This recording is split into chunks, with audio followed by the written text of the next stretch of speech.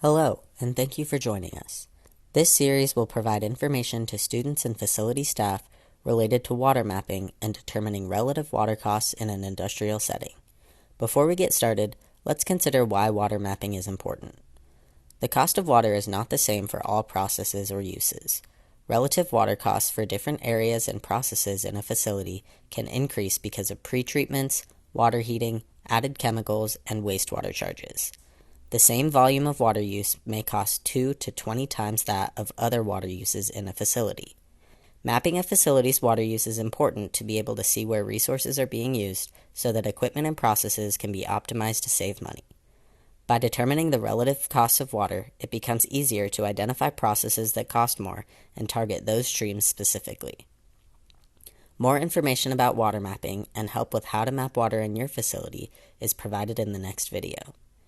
This series of videos will explain what factors go into calculating the relative costs of water to get a better look at what the total cost of a facility's water use is. Our intention is to give an explanation of each relative cost and also provide guidance on how someone might calculate these costs for their facility. The first video discusses the importance of water mapping and gives tips on how to map water in your facility.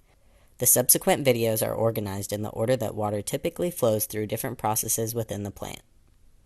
Video number 2 will cover pretreatment and chemical additives. This includes water softening and reverse osmosis systems. This video also contains information about chemical additives such as cleaning and sanitation solutions. Depending on the type and amount of chemicals used, the cost of chemicals may exceed the cost of the water itself.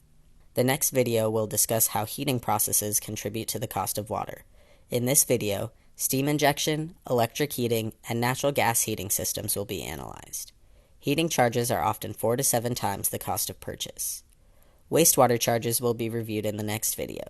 This includes a general sewer charge as well as various surcharges.